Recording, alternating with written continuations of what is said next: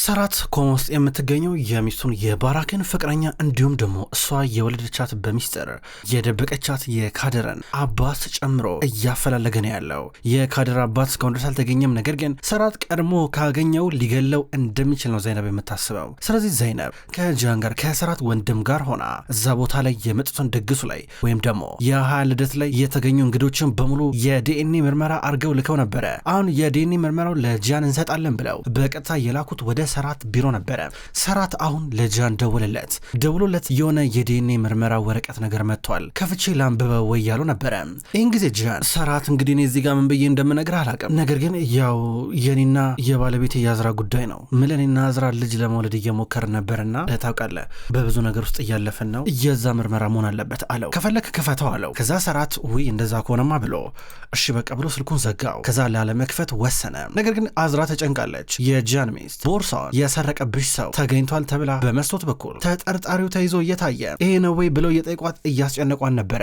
በአንድ በኩል የዘይነብ እህት እናቷ እንዲሁም ወንድሟ መጥተዋል። አበባ እንዲሁም አትክልት የሚሸጡበትን መኪና ይዘው ወደነ ሰራት ወደሚያምረው ትልቁ ግቢ ይዘው ገብተው ነበረ።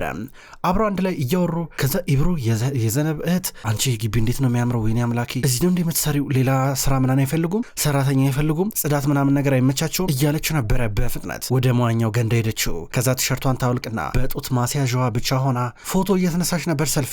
እናቷ ረፊቃ መታ አቁሚ ብላ እየጠየቀቻት ነበረ ልታስቆማት። ብዙ ጊዜ ሞከረች። ዘይነብ ድንገት አየቻት። ልታስቆማት እየታገለቻት ነበረ።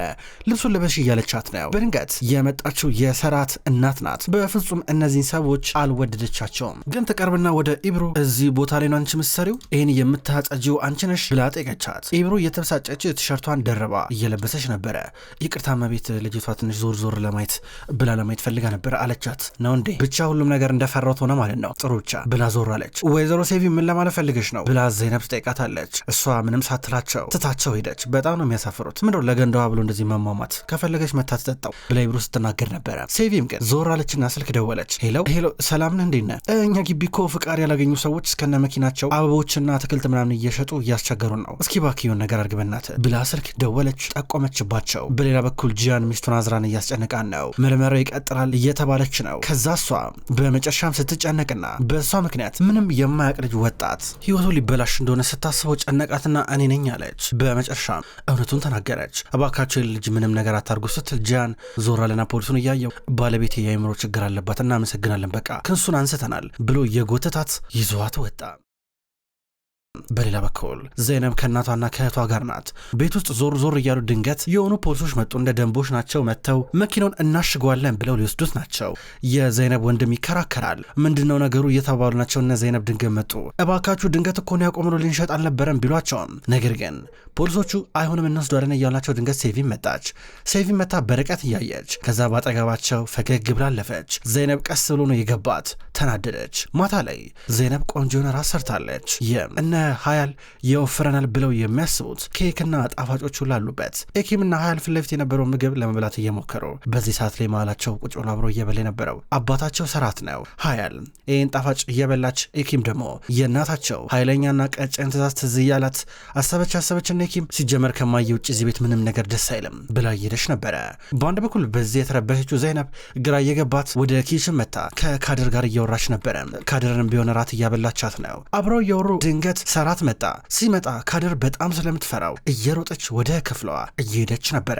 እቺ ልጅ ግን ለምሮ አንተን የምትፈራ ብላ ጠየቀችው። እኔ እንጃ እኔ አላቅም የሚያስፈራ ነገር አለኝ እንዴ ይላታል። እኔ እንጃ አንተ ልጠይቅህ እንጂ እኔ እንጃ ብቻ ብዙ ዋጋ ነው የሚያስከፍልህ እንደዚህ አትሁን። ለማንኛውም በዛሬው ዕለት ወይዘሮ ሴቪም እናትህ የወንድሜ መኪና ሊጠቆመችበት እኔ ጋር መጥተው ያው አንዳንድ ነገሮችን እያወረዱ ነበር፣ በተለይ አትክልቶች ቅድም የበላኸው ማለት ነው እና መኪናው ታሽጎብናል አለችው። ይሄ ነገር እንዳልተፈጠረ ቁጣሪዎች መኪናው እንዲመለስ አደርጋለሁ ችግር የለም እያላን ነበረ። ሰው እንደዚህ መሆን የለበትም ብላ እያማከረችው ነበረ። ካድር ባቷናንም ቢሆን እየፈለገው እንዳለ ነገራት። ካድር እዚህ ቤት ውስጥም ያለችው የካድር አባት እስኪገኝ ብቻ ነው ብሎ እያስረዳን ነበረ። እሷ ደግሞ በድብቅ በራሷ እያፈላለገችው ነው። በሌላ በኩል ጂያን ከሚስቱ አዝራ ጋር ማታ እያወራ ነው። በይመልሽልኝ ምንድነው ሀሳብሽ? ምንድነው ቅድሽ? ምን ለማድረግ እየሞከርሽ ነው? እስኪ በይመልሽልኝ። እስኪ ከኔ ተደብቀሽ ገንዘብ ማጠራቀም ጀመርሽ እንዴ? እንደዛ ነው። እስኪ ገንዘቡ ሼት ነው ያለው የኔ ደበቅሽው እያለ እያንዳንዱን መሳቢያ እየከፋፈተ እየበረበረ እያገለባበጠ አሁንም ቢሆን መፈለጉን እየቀጠለ ነበረ። ተው በእናትህ ጂያን እያለች ስትለምነው የት ነው የደበቅሽው? ገንዘቡን የት ነው የደበቅሽው? እያለ እየጮኸባት ነበር። በጣም ተናደደ። አዝራ ከስተሻ ተማሪ ማረላ አንቺ ሰው ሚልሽን አሰሚ ማረለ በይ ምንድን ነው ነገሩ? በይ ንገሪኝ ይላታል። በጣም ይቅርታ እባክህ ይቅርታ ስትለው ነበረ። በይ ንገሪኝ፣ እኔ ነኝ ይቅርታ መጠየቅ ያለብኝ። አዝራ አልናደድብሽም፣ ችግር የለም። የት እንደደበቅሽው ብቻ ንገሪኝ፣ ምን እንደጀመርሽ ብቻ ንገሪኝ፣ በግልጽ እረዳሻለሁ፣ ችግር የለም። ገንዘቡን የት ነው የቀረቀርሽው? በይ ተናገሪ እያለ ጠየቃት። ልክ ይላችኋለሁ ገንዘቡን አለችው። ተናዶ እያያን ነበረ። አንቺ አሁንም ከስተሻ ተማሪ ማለት ነው እሻትኝ ማለት ነው አላት። አልቻልኩም ሁል ጊዜ ስለነሱ ነው የማለመው፣ ያስጨንቁኛል፣ በቃ አጨነቃለሁ፣ በቃ ምን ላርግ፣ በቃ ምናልባት በዚህ ሰዓት እኔ ብረዳቸው ባግዛቸው ህሊኔ ይረጋጋል፣ ህሊኔ ሰላም ያገኛል ብዬ እኮ ስለማስብ እኮ ነው አለችው። ታሳፍሪያለሽ፣ የተባባልነውን ነገር ቃል በገባሹ መሰረት አታረጊ።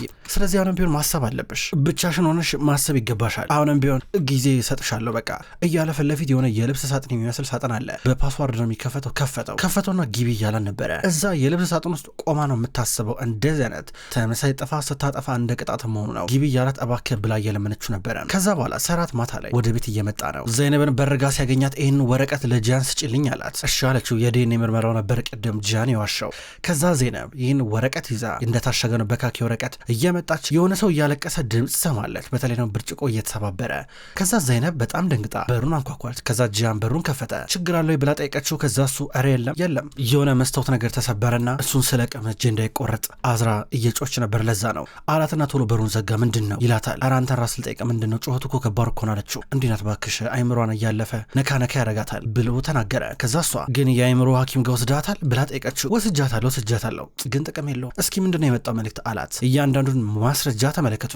ከፍተው ሲመለከቱ ባለፈው ከመጡት እንግዶች መካከል አንዳቸውም ከካደር ዲኤንኤ ጋር የሚመሳሰል የለም። እንዴት ሊሆን ይችላል እያለች ነው። እዛ ከተደወለው ሰው ውስጥ አንደኛው ነው ሊሆን የሚችለው የካደር አባት እያለችው ነበረ።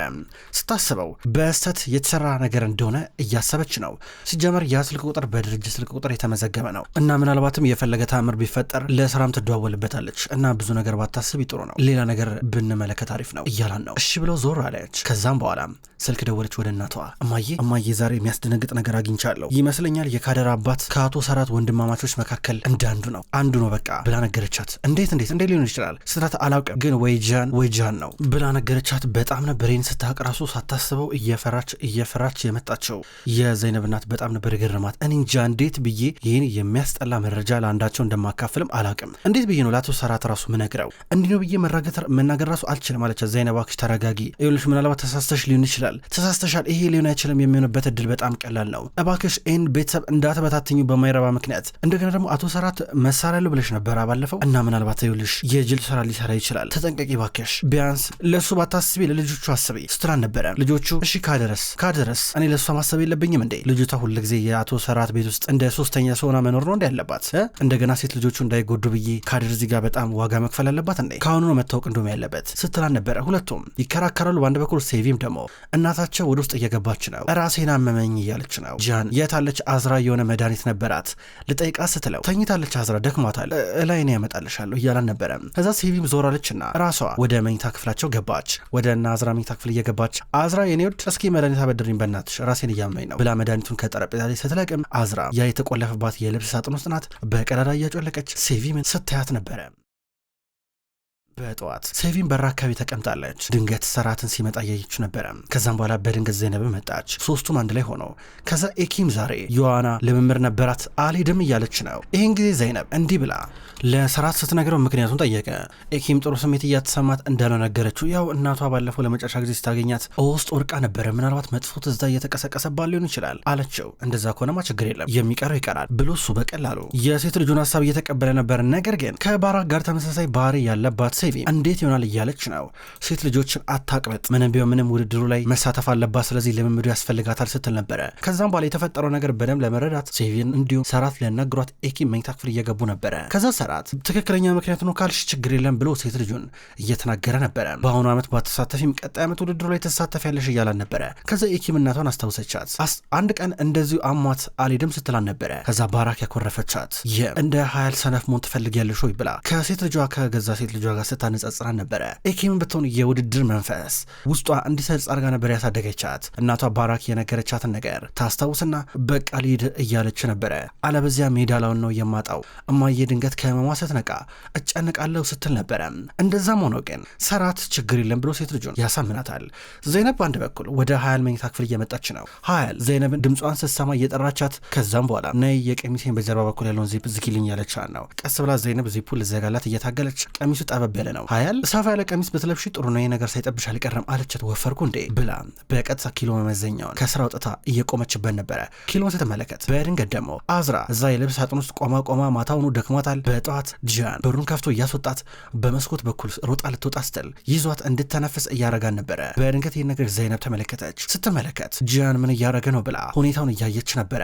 ከዛ ዘይነብ እዚህ ጋር ሀያል ለምን እዚህ የምትጨነቂ ስትላል ነበረ። እንደሚገባኝ ከሆነ 1-2 ኪሎ ሳልጨምር አልቀርም፣ ወይኔ አምላኬ ሆይ ከዚህ ባለልሽ ኬክ የሚባል ነገር እዚህ ቤት እንዳታመጪ ትላታለች። ያስታወሰችው ባራክ የገዛ እናቷ ኪሎን በተመለከተ የሰውነትን ክብደት በተመለከተ ቀጠን ያለ ትእዛዝ ሰጥታት ነበረ። ስታስቢ ወፍራም ወንዶ እንደምትፈልጊ እህትሽ በአንቺ ምክንያት እንድትሰደብ ትፈልጊያለሽ? ኤኪም ወፍራም እህት አለቻት እንድትባል ትፈልጊያለሽ? ሰሞኑን ቆይ ያልገባኝ ነገር የበላሹ ነገር ነበር እንደለቻት። ኒሳን ጓደኛዬ እኮ ቻኮሌት ገዝታ ነበርና ጥንጥዬ ነው የበላሁት ብዙ አልበላውም አለቻት።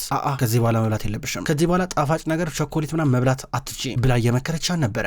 አሁን ሀያል በጣም አይምሮ ላይ ተጽዕኖ ተደርጎባታል። ተመሳይ ነገር ለዘይነብ ነገረቻት። ዘይነብ እባክሽ አትሳቅቂ ብላ እየለመነቻት ነበረ። በልመና ደረጃ ማድረግ የምትችለውን ነገር አረገች። ሀያል ግን ጭንቀቷ ብዙ ነው። በአንድ በኩል ካደር ዋናው ሳሎን ተቀምጣለች። ኤኪም የፎቶ አልበም እያገላበጠች ነው። የፎቶን አልበም ከፈት ስታረገው የምትመለከተው እናቷን ነበረ። እያየች በማልበም አየሻት እማዬ አታምርም እያለቻት ነበረ። ከዛም በኋላ አሁንም ታስመለክታታለች። ከዛም በኋላ አሻንጉሊትሽ ያምራል አለቻት ኤኪም። ከዛ ካደር ደግሞ እማዬ ናት የሰጠች ያምራላ ስትላን ነበረ። ድንገት ኤኪም ስልክ ተደወለላት። ጓደኛዋ ደውላላት ዞር ስትል ካደር ያን የፎቶ አልበም ለማየት በጣም ጓጓች። ምክንያቱም ስለ እናቷ በጣም ብዙ ነገር ማወቅ ትፈልጋለች፣ ስለ ባራክ። ከዛ ኤኪም ይህን የፎቶ አልበም ዝም ብላ የሆነ ቦታ ላይ ሰቀል አድርገው ዞር ትላለች። ካደር ይህን የፎቶ አልበም ለማውረድ ስትታገል ወደቀች። ወድቃ ድንገት እጇን እየላጣት ነበር ወለሉ። ከዛ ድንገት ሰራት መጣ።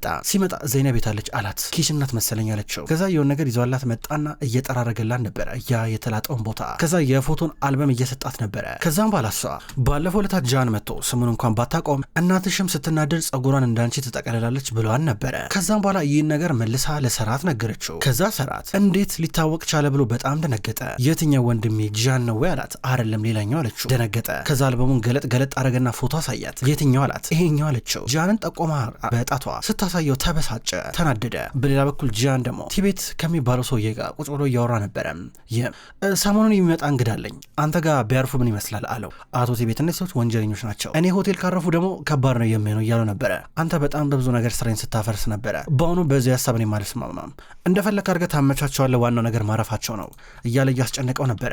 ጃን ከሱ ጋር እንዲህ እያለ እያወራ ድንገት ሰራት ደወለለት። ሌላው ሰራት እየሰማኝ ነው ይላል ጃን ስልኩን እያነሳ። እኔ የምልህ ጃን ስለ ካደር ማን እንደሆነች ያውቃል እንዴ ብሎ ጠየቀው። እኔ እንጃ አላቅም፣ ግን እንዴት ሊያውቅ ይችላል? እንዴት እኔ አልነገርኩትም፣ እኔ ካልነገርኩት እንዴት ሊያውቅ ይችላል አለው። ከዛ ሰራት አሰበና ታዲያ እንዴት ሊያውቅ ይችላል በምን መንገድ ሲለው እኔ እንጃ አላቅም። ይኸው ጀመረ ደግሞ አንተ አንድ ነገር ላይ ከተጣበክ በቃ አትረሳም አይደል እያለው ነበር ጂያን። ሰራት ስልኩን ዘጋው። ሄሎ ሰራት እያለው ጂያን ስልኩ ሲቋረጥበት ጂያን እየደነገጠ ነበረ። ሰራት በአንድ በኩል ተናደደ። በቃ ጂያን ነው በእርግጠኝነት ባራክን በዛች በተፈጠረች አጋጣሚ አስረግዞ እንደዚህ ጉድ የሰራኝ ብሎ ብዙ አሰበ፣ አለቀሰ። ከዛም በኋላ ባለፈው ሆስፒታል መጥቶ ሲጠይቃት በድብቅ እጁ የገባውን ቪዲዮ እያስታወሰ ነበረ።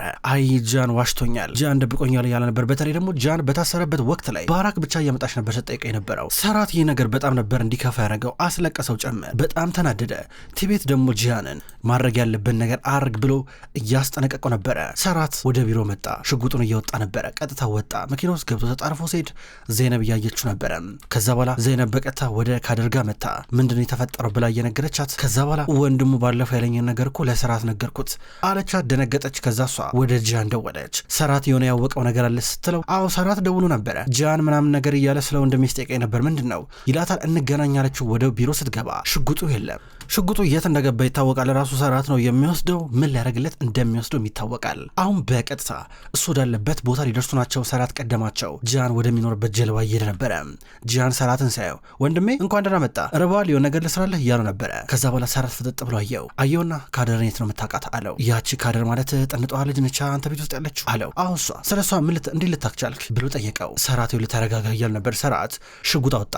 ሰራት ምንድነው የምትለው እያለ ጃን እየጠየቀው፣ ነገር ግን ሰራት ታሳፍራለህ፣ በጣም እንደዚህ ታደርጋለህ ብዬ አልገመትኩም ይለዋል። በአንድ በኩል ዘይነብ እንዲሁም ጂያን በቦታው ለመድረስ እየሞከሩ ናቸው። በተለይ ደግሞ ዘይነብ እየሮጠች ወደ ጀርባው እየቀረበች፣ በአንድ በኩል ሰራት እንዴት ሚስቴን ታማግጣለህ ብሎ ጮኸና በቀጥታ ጂያን ላይ ተኮሰበት። ጂያን ሲተኮስበት ወደቀ። ይህን የተኩስ ድምፅ የሰማችው ዘይነብ ናት። በሩጫ በፍጥነት ወደ ጀርባው ላይ እየወጣች ስትቀርብ አሁን ሰራት ሽጉጡን በእጁ እንደያዘ፣ ጂያን ደግሞ ከሆዱ ውስጥ ደም እየወጣ እንደወደቀ ነበረ።